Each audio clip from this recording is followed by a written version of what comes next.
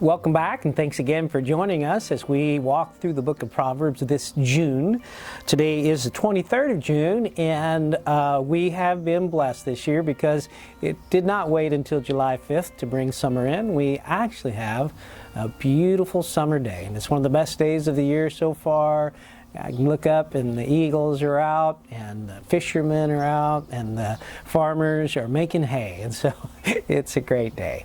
I want to share Proverbs 23 with you today, but again, we're in these 30 wise sayings, and I hope you realize or you're seeing patterns in the text, and one of them that we've seen throughout the Proverbs is that they're like two-line prose, and so they're really quick, and so they come at you really, really quick, and so you have to really think through them, and then it jumps to another topic.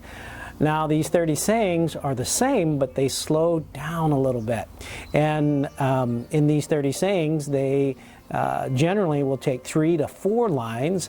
And so what they give you is an opportunity that you would, have in life, or that you can compare your life to, and then 2 or 3 outcomes if that's a path that you travel down or something that happens.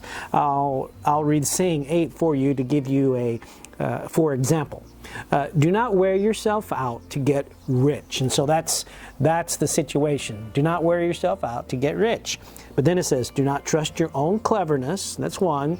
Cast but a glance at riches and they are gone. That's 2. For they will surely sprout wings and fly off to the sky like an eagle. That's 3.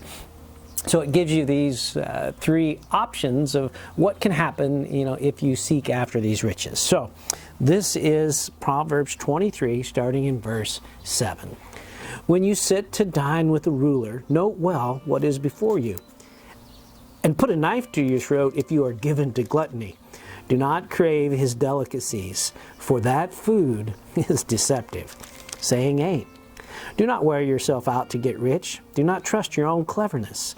But a glance at riches, and they are gone, for they will surely sprout wings and fly off like an eagle. Saying 9. Do not eat the food of the begrudging host. Do not crave his delicacies, for he is the kind of person who is always thinking about the cost. Eat and drink, he says to you, but his heart is not with you.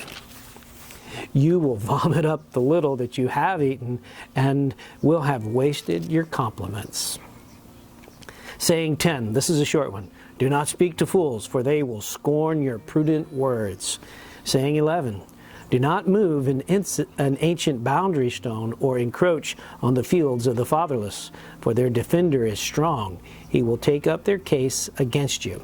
That's the second saying about moving an ancient boundary stone. There was one yesterday, if you remember. Saying 12, apply your heart to instruction and your ears to words of knowledge. Saying 13, do not withhold discipline from a child. If you punish them with the rod, they will not die. Punish them with the rod and save them from death. Saying 14, my son, if your heart is wise, then my heart will be glad indeed. My inmost being will rejoice when your lips speak what is right. Do not let your heart envy sinners, but always be zealous for the fear of the Lord. There is surely a fortune, a hope for you, and your hope will not be cut off. Saying 16, listen, my son, and be wise, and set your heart on the right path. Do not join those who drink too much wine, or gorge themselves on meat. For drunkards and gluttons become poor, and drowsiness clothes them in rags. Saying number 17, listen to your father who gave you life, and do not despise your mother when she is old. But the truth, buy the truth and do not sell it. Wisdom, instruction, and insight as well.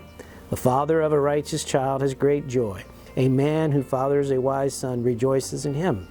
May your father and mother rejoice, and may she who gave you birth be joyful. And that's a long one there.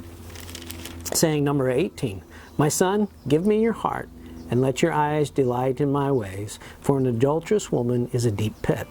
A wayward wife is a narrow well. Like a bandit, she lies in wait and multiplies the unfaithful among men. Saying number 19, who has woe? Who has sorrow? Who has strife? Who has complaints? Who has needless bruises? Who has bloodshot eyes? Those who linger over wine, who go to sample bowls of mixed wine. Do not gaze at wine when it is red, when it sparkles in the cup, when it goes down smoothly. In the end, it bites like a snake and poisons like a viper. Your eyes will see strange sights, and your mind will imagine confusing things. You will be like one sleeping on the high seas, lying on the top of the rigging. They hit me. You will say, but I am not hurt. They beat me, but I don't feel it. When will I wake up so I can find another drink? That's it for today. That's Psalm 23, and we will see you again tomorrow, Lord willing.